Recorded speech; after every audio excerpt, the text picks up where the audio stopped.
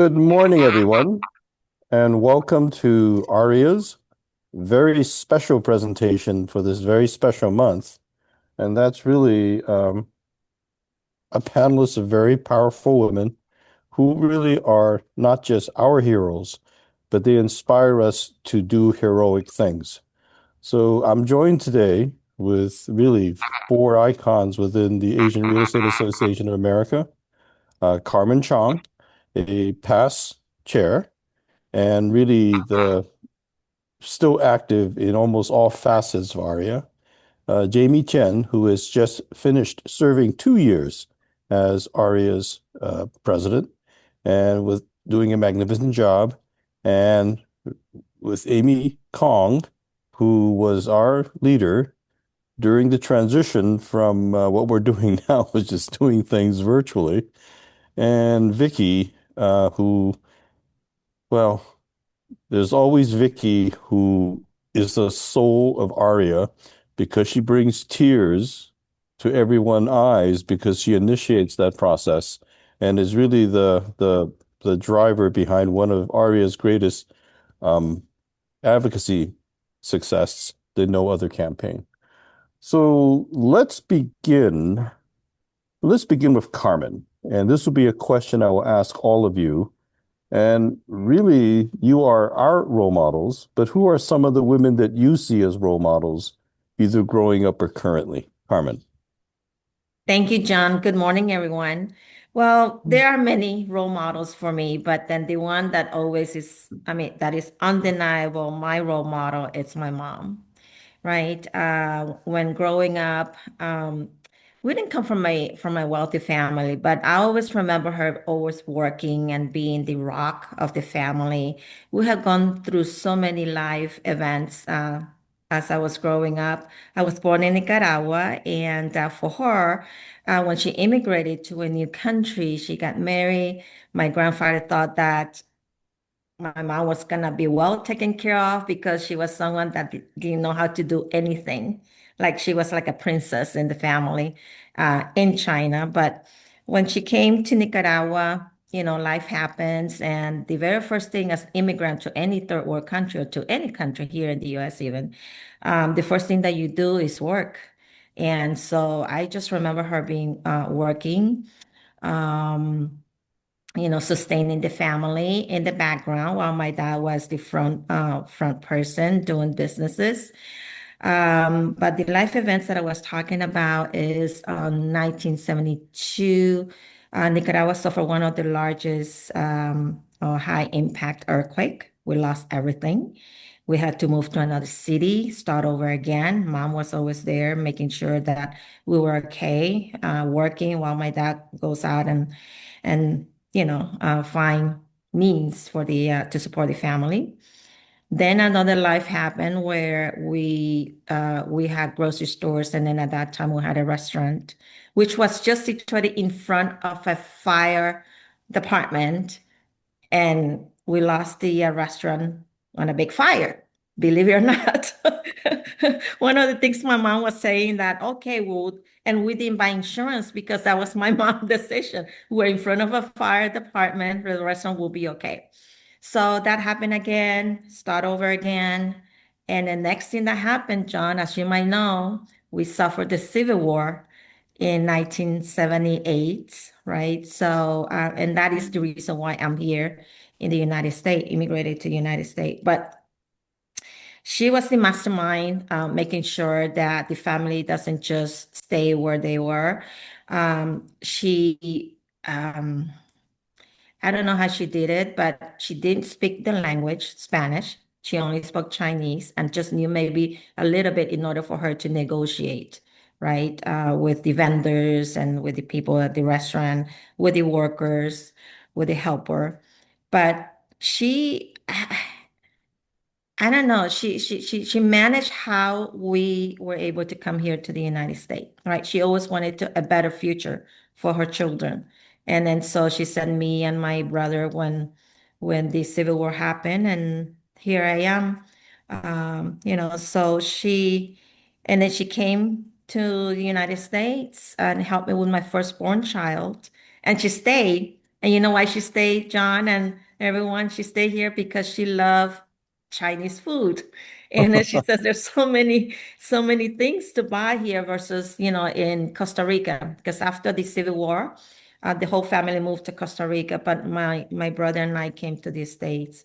And then from far, she was always sending me, uh, little messages, but we didn't communicate it for the first 5 years that I came to the United States. But I know that she was always in my heart. Um, and when she came to help me with my firstborn, we became even stronger, right? She was telling me stories about when she was little and all that. But yeah, she was my role model. She's just the rock for me, and even though she didn't need to have the be on the front because my dad was always on the front, she was behind him, always supporting, always encouraging, and always making us see the better of whatever life happens, right? Unfortunately, I just lost her. Yesterday was it's the 1 year anniversary, but she still is in my heart, and I think I take some of her traits that was passed on to me, and Yeah. Well, thank yeah. you, Carmen. I think that she is your hero, just as you are a Mhm. hero because of resilience.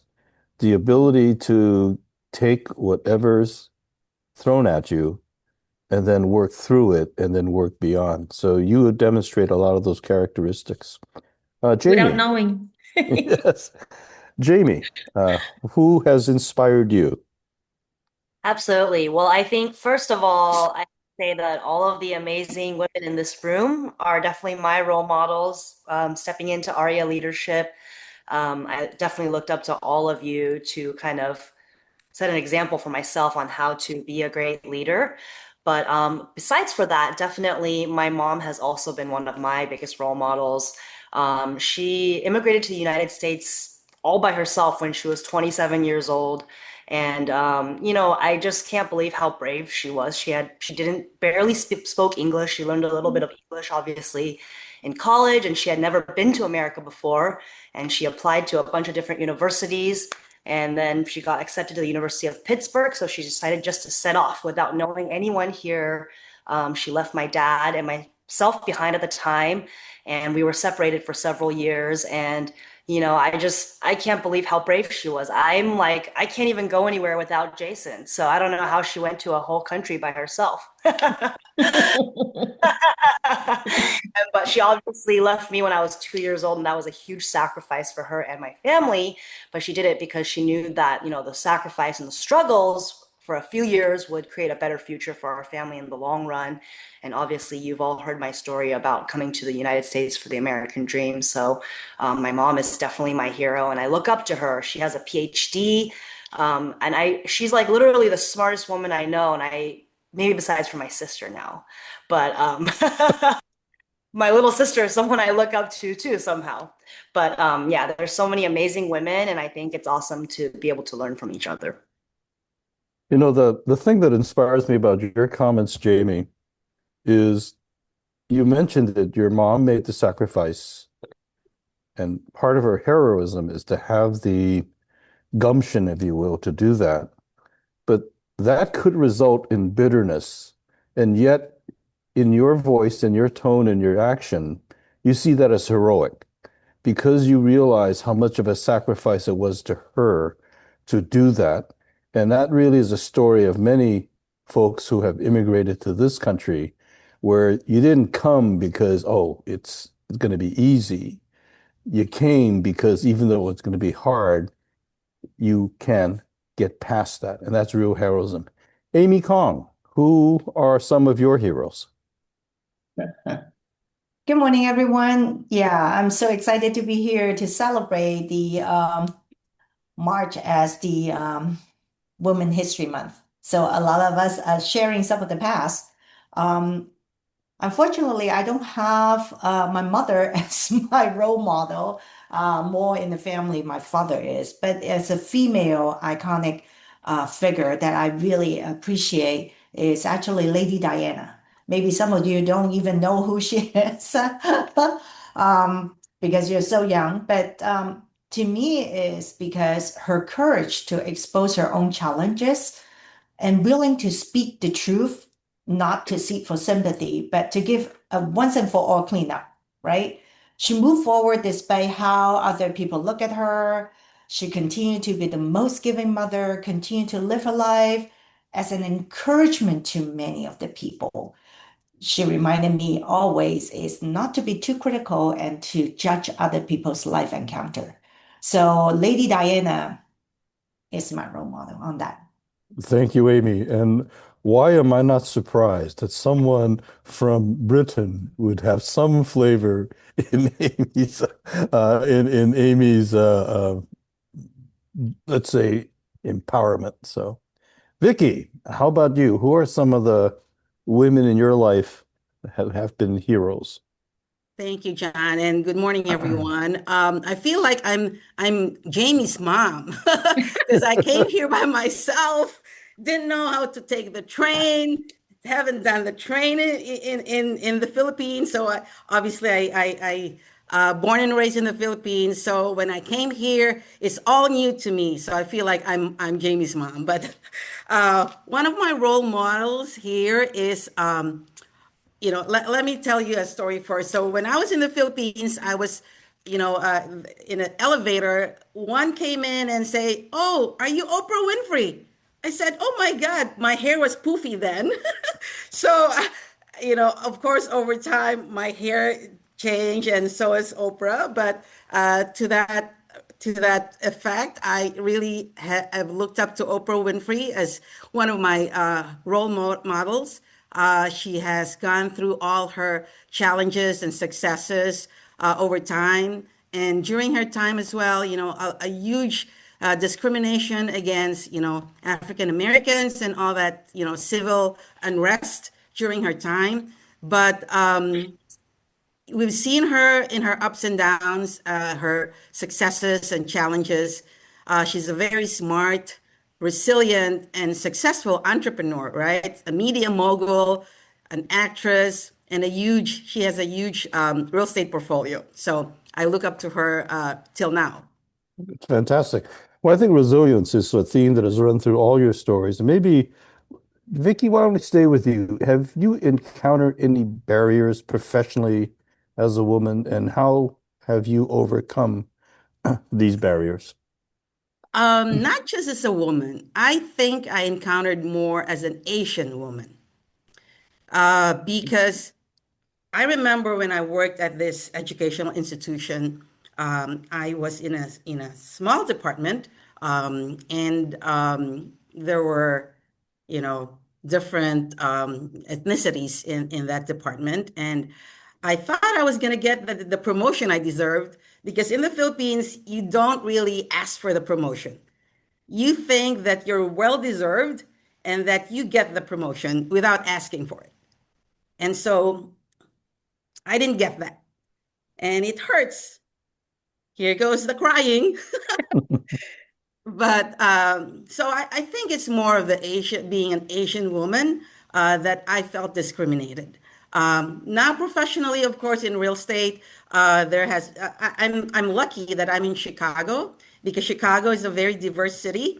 In my association, in the Real Estate Association, Chicago Association of Realtors, we have a diverse group of board of directors. Our CEO, Michelle Mills Clement, is the first African American CEO in the history of CAR.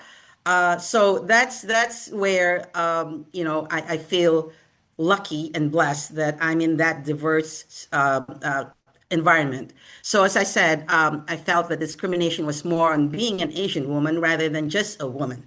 But over time, I think I've seen, new initiatives that has created more opportunities for women. So I don't feel as much as, a barrier right now being a woman, but it's still not, the segment of women leaders are very small in comparison to men leaders like you, John. Yeah. Okay, Vicky, you mentioned that a characteristic that you said was part of the Filipino culture, and it's at least generally thought and maybe it's a stereotype, but has some validity, that Asian American, Native Hawaii Pacific Islanders have that trait, that we think that if you perform, that performance will lead to something and have to ask. I will say that you have overcome that barrier because, Vicky, you're not afraid to ask for anything, and you constantly do. All I right, always ask. All right, Jamie. What barriers have you encountered professionally as a woman? And have you, and how, if so, overcome them? Yeah, I mean, I started in real estate when I was 20 years old. So, being a young Asian female was very much a barrier that I faced. I think, especially when I was 20, I looked like I was probably about 12. So, I tried to like put on all my business clothes and look as professional and old as possible. I even lied about my age sometimes. I would say that I was older than I was. But people underestimated me because they were like, "Well, you're younger than my daughter. You're younger than my granddaughter. How could I trust you with the biggest transaction in my life and biggest financial decision of my life?" And I still had to learn how to face rejection. So, obviously, real estate is a numbers game, and you meet a lot of people every day, and more of them don't choose you to become their realtor than the ones that do. So I had to quickly learn to not let myself get down when people didn't choose me, learn from the experience, learn to become more professional, seem older, more mature, more knowledgeable, and just use the skills that I had to keep going. So I think um, by staying consistent and then just learning as much as I could and getting experience, and each time I got over, a rejection, I became stronger. And I feel like I joke about it, but I kind of like inside, I just turned stone cold so that I don't care anymore if you reject me. And I think that helped me build confidence and become a leader. And, I know that I can step up and lead others. And I think Aria really helped me give me confidence as well, because obviously, as we all know, females and Asian females are not in a lot of leadership positions. But after becoming a leader at Aria, I felt like I could do it. And that encouraged me to, do other things like start my own brokerage, do leadership positions at CAR and NAR. And I know that I can now be a leader among all ethnicities, not just the Asian community as well. So I think the resilience is all about learning how to like face rejection and still move on. That's great. How about you, Amy? Any barriers have you encountered?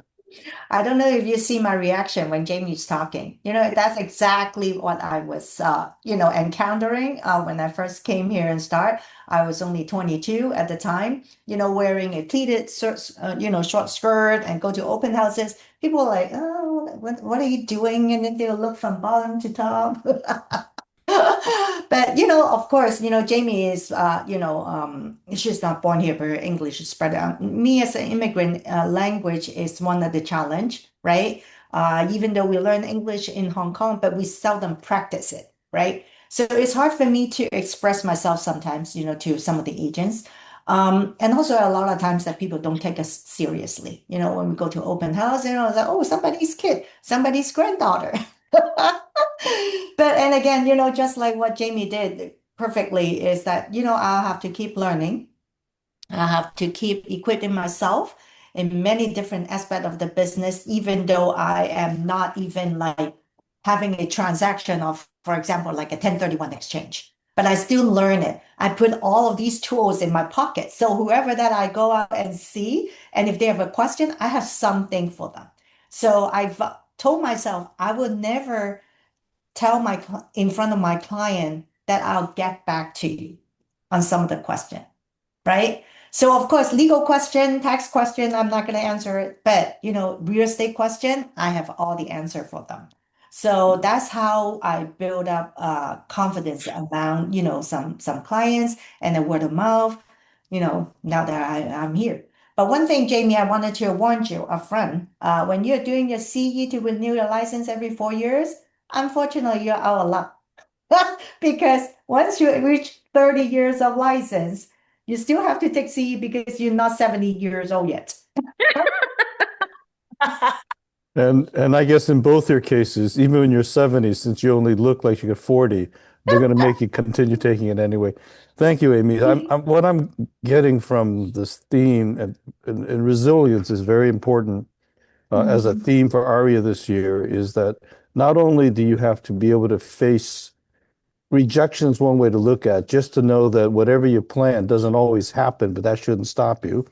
But also, I think from Amy is be prepared. And part of resilience comes from knowing things that you may not need right now.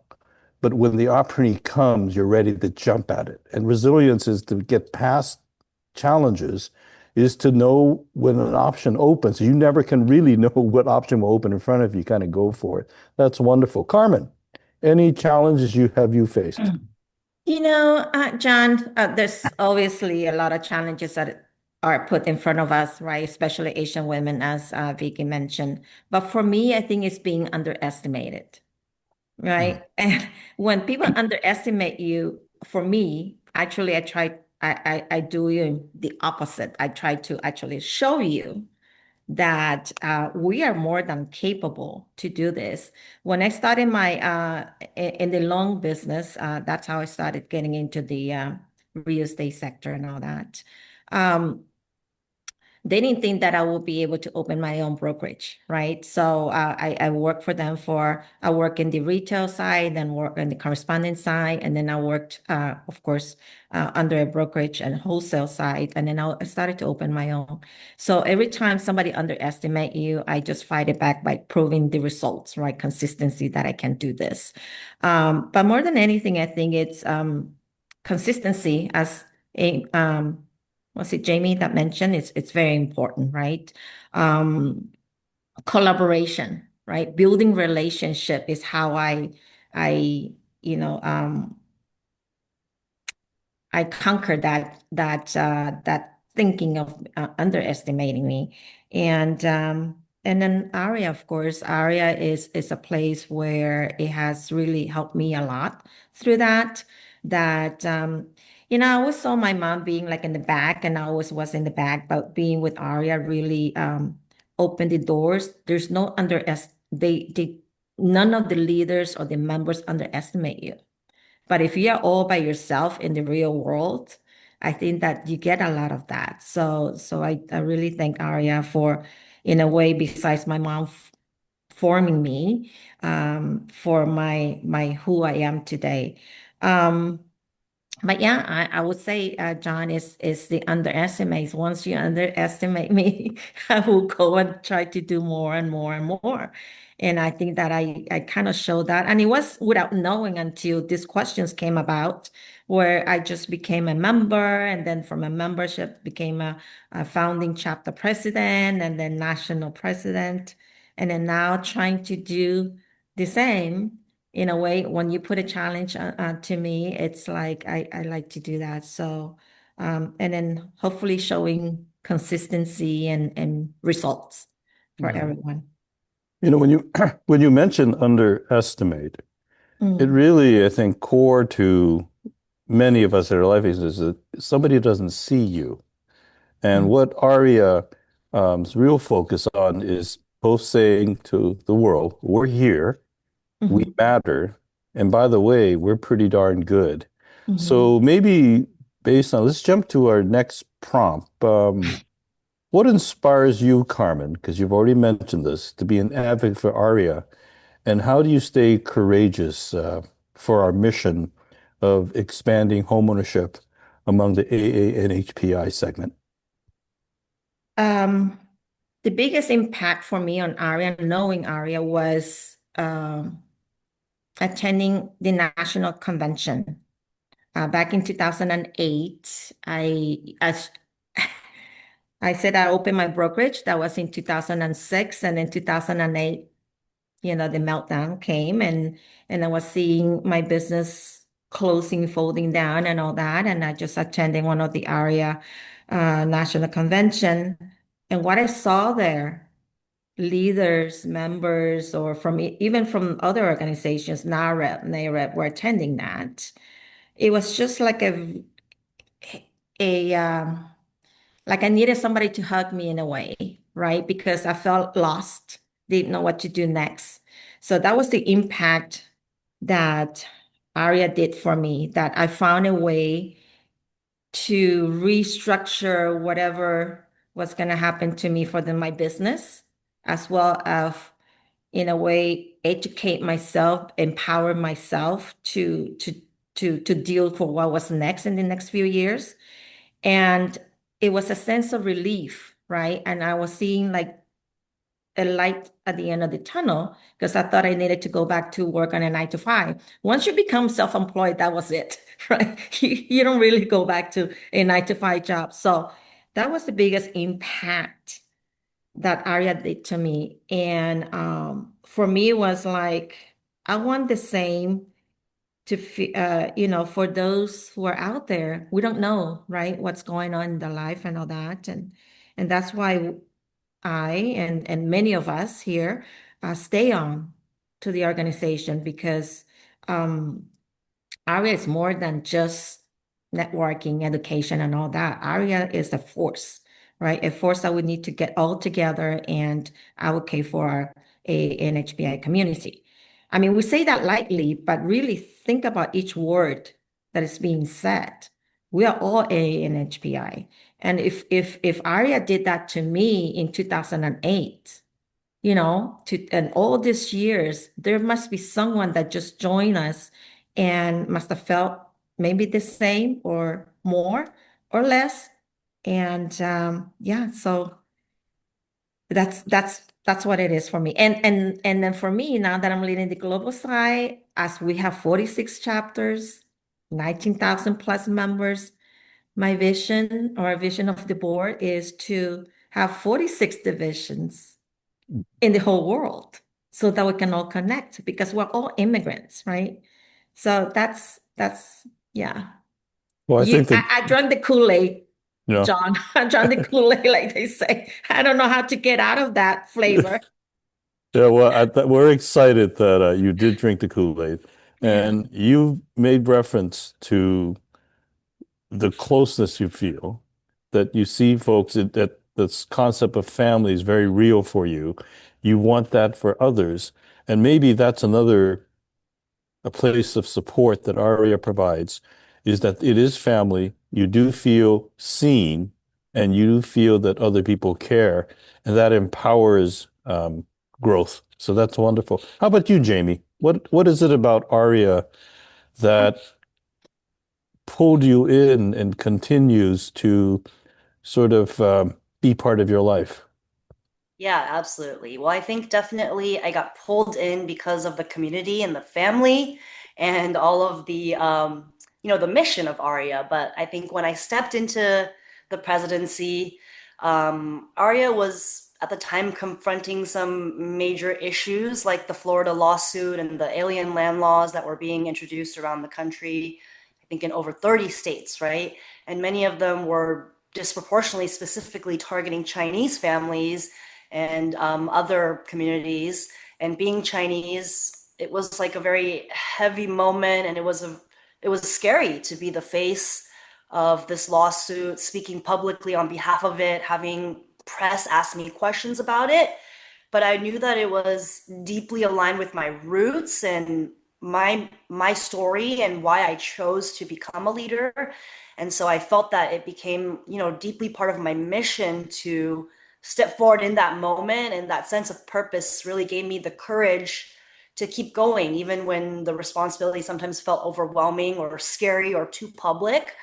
And for me, I think courage means, being able to stand up for your family despite having that fear sometimes. And I think it inspires me that this opportunity gives us the opportunity to help many families at once achieve homeownership, achieve wealth through real estate, and change lives, just like it changed my family's life, just like we've seen through our Urban Institute study, how it can really change the trajectory of a family's life.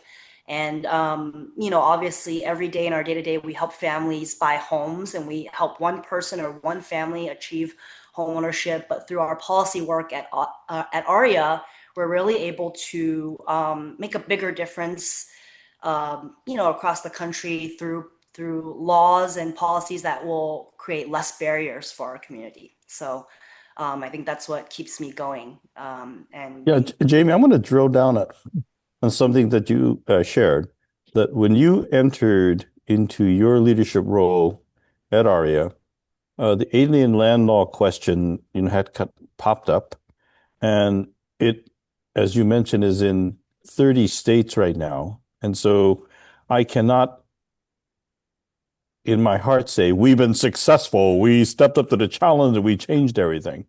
And that's where the resilience comes from. But I want to ask very specifically, we step into volunteer organizations, we do advocacy. We go to the state, we go to the city, we go to Washington, D.C., and we push for stuff, and we learn how to speak to people. We learn how to speak to people one-on-one in large groups and so on. But in your role, we stepped into yet another arena, which is litigation. And there's a difference when you're going to a legislator and advocating for something, more regular advocate, and then all of a sudden you're going into the potential of a courtroom.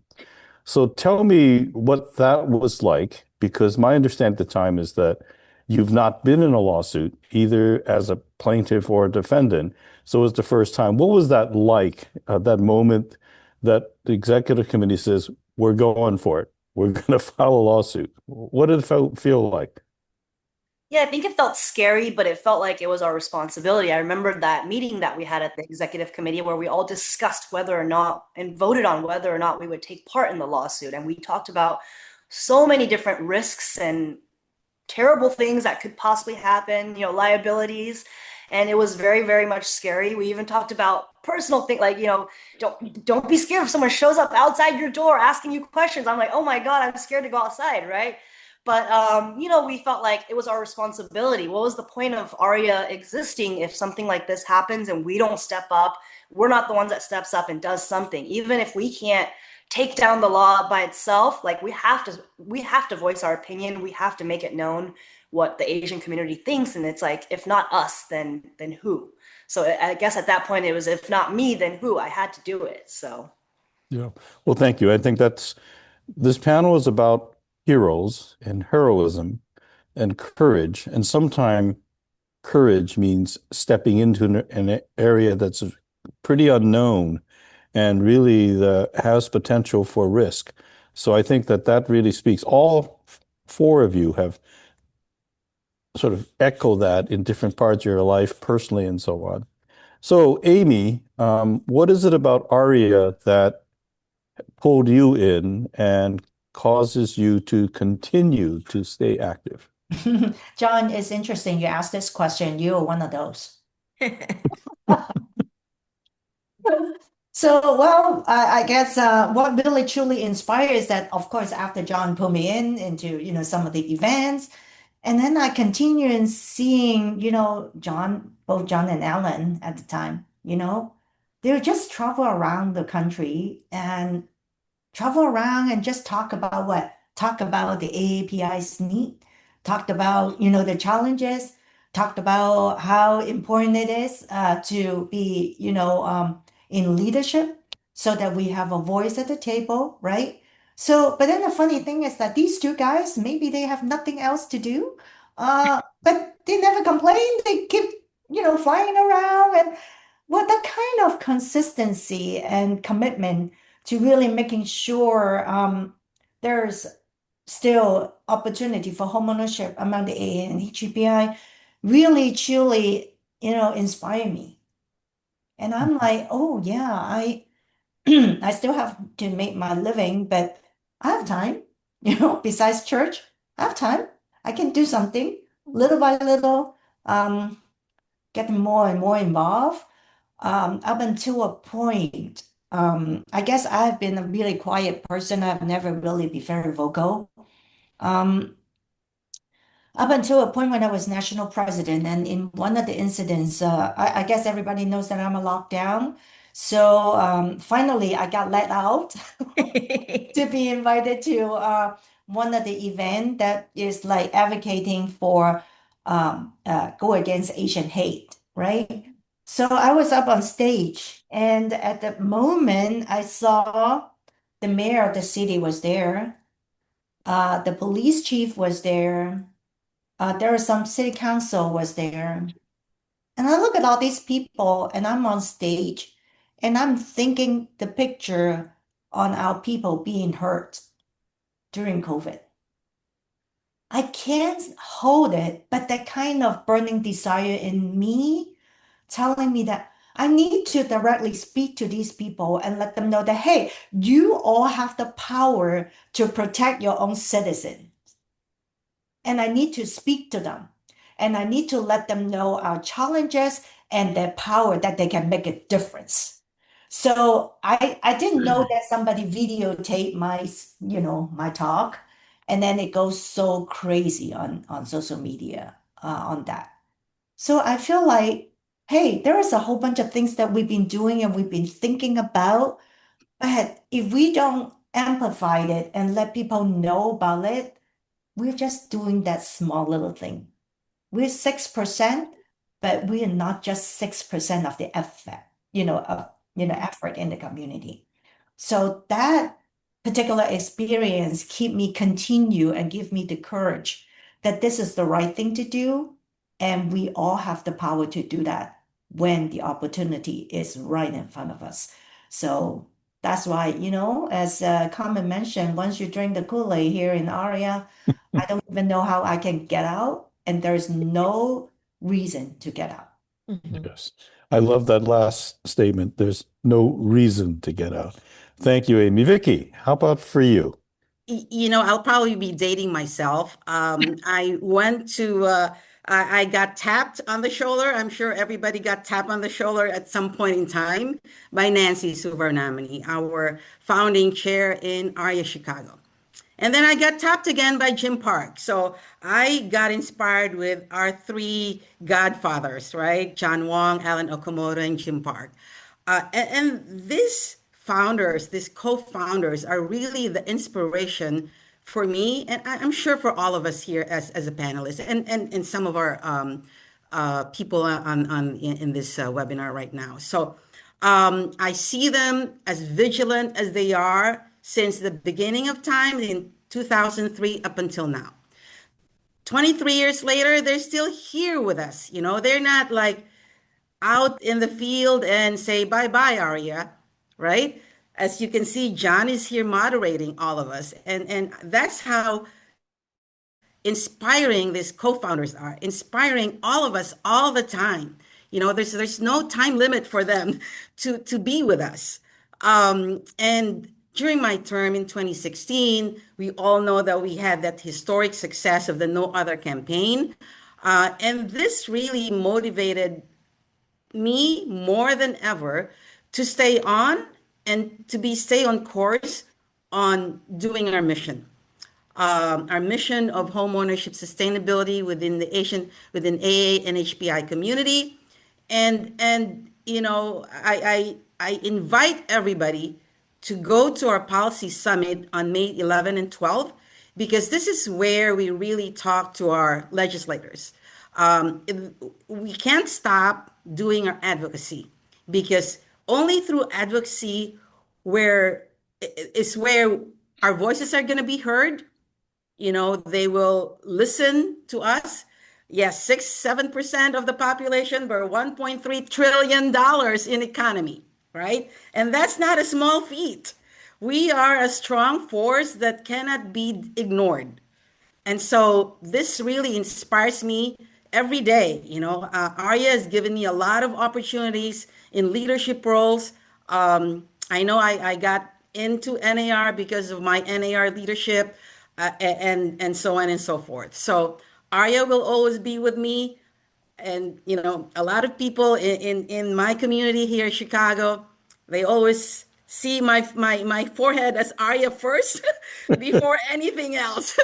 Although I serve in different capacities in a realtor associations and other organizations that I belong to, but Arya will always be in my heart. Arya has inspired me, and I hope everybody here at this webinar inspires you to become Arya advocates. Thank you, Vicky. I want to jump off on something that you've all said. And a couple of times, I think my name was referenced, Alan Okamoto's name, and Jim Park. And yes, the three of us have been sort of at ARIA from the beginning. Many of us are still involved, and we're acknowledged and as inspirational. And today, I will say that, and I think I can speak for Jim and Alan, our greatest joy is in fact seeing the emergence of this panel of women who are the inspiration for new ARIA members and incoming ARIA members. The reality is the three founders are three men. And but it's three men who didn't look at themselves as me, look how cool I am, a man. It really is inspiration.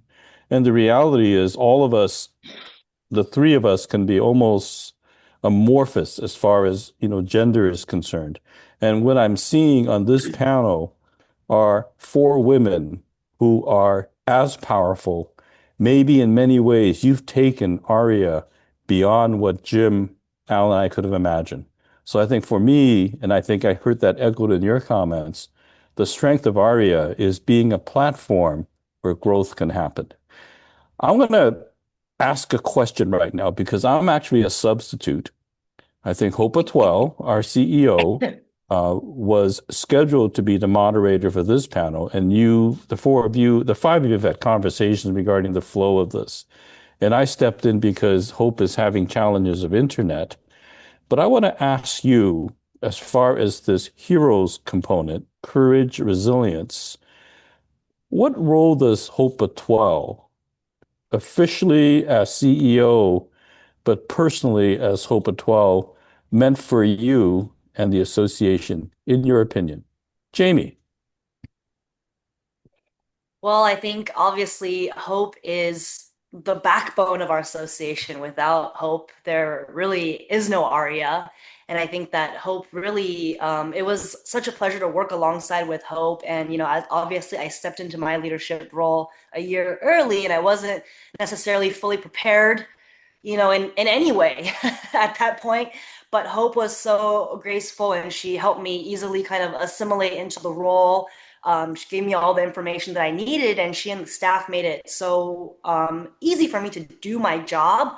So that I think, and I think Hope is so amazing because she's so adaptable. She works with a different president every year. She works with all of these different leaders every year. It's like a whole new board of people, right? 60, 70 new people each year, new committee chairs, new leaders, and she's able to kind of lead all of us and put all of that together. So I don't know if I answered your question. I kind of forgot what you asked. Well, I think you have, and you provided some data points. But I'm curious to Jamie, what does hope mean to you as far as Aria or just life in general? I mean, what do you think of when Hope 12 name comes up? It's not just, oh, I got to talk to her about going to this. I think for all of us, there's a little bit more that kind of happens when we think about her as a person, you know, as an inspiration. So, Jamie. Well, I think number one, I think it's so inspiring that she's really dedicated her life to Aria and to service and to our community. And it means so much to her. When I talk to her about all of the issues all of the initiatives that we do at Aria, I can tell it's not just a job for her. She's not just doing her daily job and, doing the things that she has to do to get a paycheck. It truly is what she's passionate about and what she cares about. I think it ties into her, her passion for her religion, the things that she saw her mom do in advocacy, and all of that is so inspiring to me. So I think she really inspires me to like really dig more into my why every day instead of just doing my job as a realtor every day, but really to find my purpose in my career and tie it all together. And I think that is what I've seen in her and what she's inspired me to do for me personally. Thank you, Jamie. How about you, Vicky? What does hope kind of what happens when hope comes into your So thinking? as you know, she's a co-Filipina. We talk in our language sometimes, she's like a sister to me.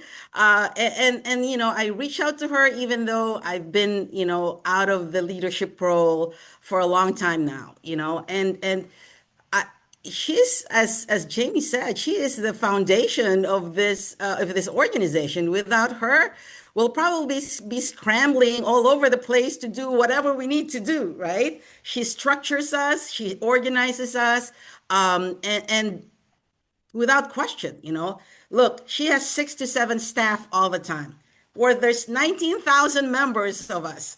I don't know how many CAR staff is in that many organization. We have over 30 people staff here at the Chicago Association of Realtors, and we're 16, 17,000 members. So imagine the magnitude of what Hope and her staff does for Arya. So I can't really fathom the fact that without Hope, we're probably not going to go farther than we've had. So Hope really inspires me, not, as a person, of course, but as the main leader of Arya here, for us. It's not just like an everyday job for her. She really means, really, Arya is in her heart, and we can all feel that, right? It's not just like a job, as Amy said. So just by that, she's an inspiration to me, as you are, John, and the founders, as you all are, our ladies here, because we all have different, you know, years in our leadership role, and we had different challenges, and we've met all those challenges, and here we are, still trying to inspire other leaders to come up and elevate others so that we can continue on leadership roles for women. Okay. So thank you, Thank you. Hope. How about you, Carmen? What comes to mind in the head, the heart, and the soul when Hope's name enters into your Well, brain? in a way, well, she's not, I was gonna say she's like my mom, but she's like uh, the glue, adaptable, and resilience. That's what I see her as being for us. I mean, she protects our organization, right? She protects it. Sometimes some decisions that she makes may not be what we want, but she does it for a reason, and that is to protect the association. I mean, when she came in 2012, she continuously says the very first thing that they told her was to protect the budget. Protect the budget. So she's a caretaker, a protector, a inspiration, like you said, Vicky. I mean, can you imagine how many presidents she had to go through and adapt to every single one of us, different personality and all that? So that's why I would say, yeah, she's the glue of the organization. She is she's adaptable, or yeah, and then she's resilient because I'm sure that and then we don't see all the other things that she has to do. We gotta understand, like you said, Vicky, one person to direct this 19,000 plus member, 46 chapters with all the things that's going on in each chapter. Can you imagine? So she is definitely a true hero, Mhm. to be honest, right? For Aria. Yeah, and Amy, I wanted to finish off this section with you because from all of us, there is a bond that I can sense between you and Hope. And curious, what are your thoughts about who Hope is, and what being she is means to this association, Aria? Okay, first of all, John, this question is not in our prep. Okay, so you are trying to make all the women to talk behind another woman. Okay, absolutely. Okay. I've been So, known to kind of toss in ad lib questions. well, just joking. Hope to me, she is a woman with faith, which align very much together with my belief. And also, she's not just someone that has a faith in her head, but she live it, right? She's very loving as much as possible to anyone, no matter whether there is a good leader, a bad leader, a challenging situation. No matter what the situation is, her very first reaction, that also, I think, bring up her high EQ. her emotional quality is like exceptional. We are so blessed to have a CEO that way. Um, I don't know. Hope to me is more than a sister. Yeah, she's a sister in Christ. But at the prep call, I can tell you, John, Hope also reminded all of us that all of the founders' wives are also a SHERO because they're at the back of, each one of you guys to support you at the back end, or maybe sometimes no, John might object it, but but in most of the time, they allowed you guys to go out and do the work for Aria and be with us and have the trust in all of you. So she also mentioned about a song that's called Wind Beneath My Wings. At the moment, I was like, I didn't even know what that song is, but when I look at the lyrics, it's so true. It started with one of the verse. It says, "It must have been cold there in my shadow to never have sunlight on your face. You were content to let me shine. That's your way. You always walk a step behind." So when I look at just this four sentence, it really resonates to me that that's the hope that we have. Thank you. And the Amy, you reference and Hope, you said in the our significant others, the founders, right back at the four of you, the folks in your lives who support are also the wind beneath your wings. And I've had a chance to get to know really all the um, husbands, partners, friends who are above you. And I know that the role that they play in empowering you to your heroism is very, very important. So they are also heroes. Now, we look at sort of the stats now, and women make up 47% of the workforce, but only 27% of the leadership positions. I'm going to ask, how do you feel with that stat? But I'm going to add in that Amy, you will be installed as the president of the San Francisco Association of Realtors.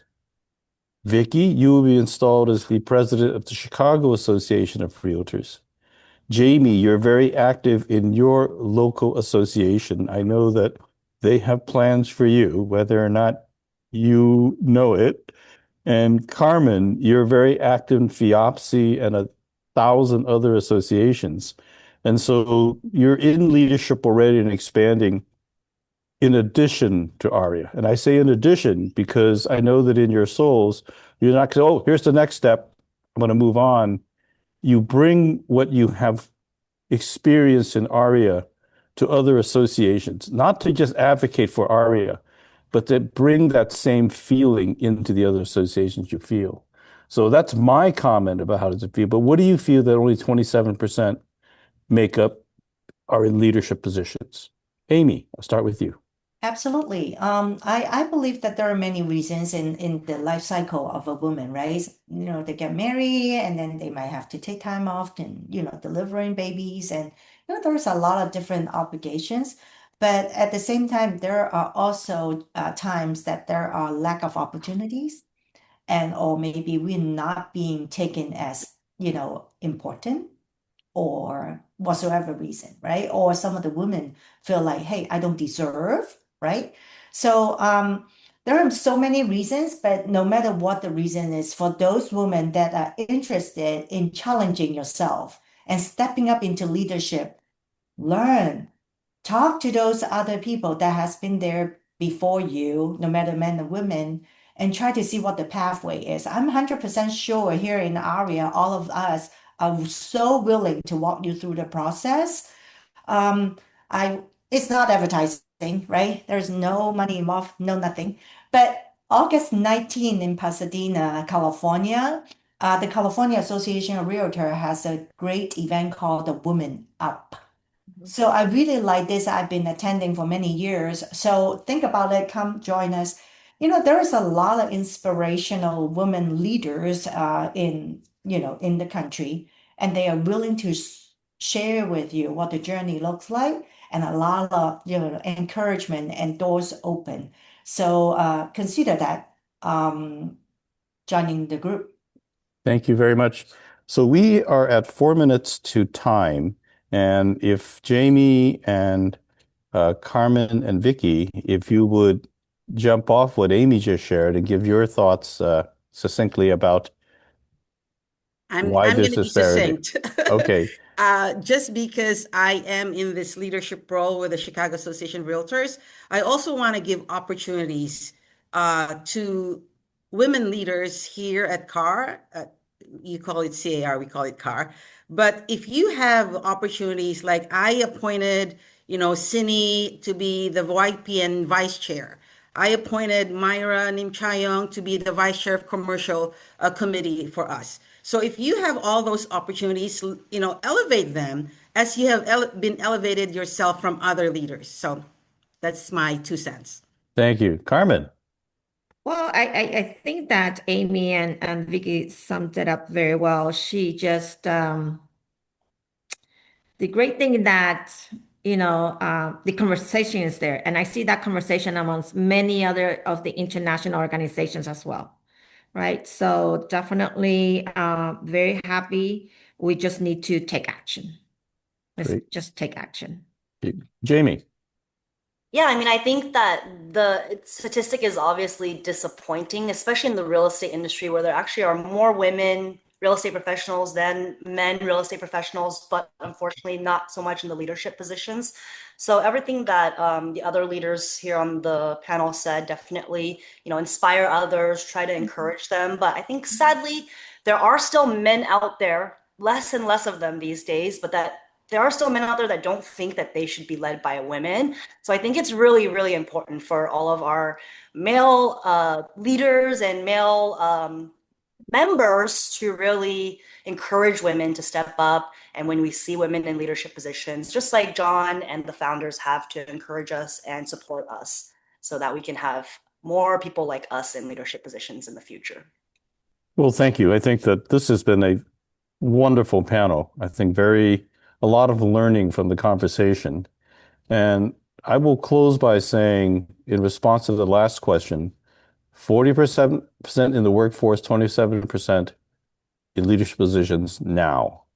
From your stories of resilience, whether you had immigrated this country under challenge, whether you had faced obstacles along the way in career or otherwise, but if we go back to hope as our inspiration for resilience, the 27% is now. It ain't going to be that because of individuals like you. That gap is closing as we speak because of your heroism. So thank you all of us who are on this. Let's give everyone a virtual clap, and thank you very much for joining this session. Bye-bye. See you all in May in policy. Bye. Yes, Policy Day. Thank you, everyone. Bye. Thank you, John. Bye-bye.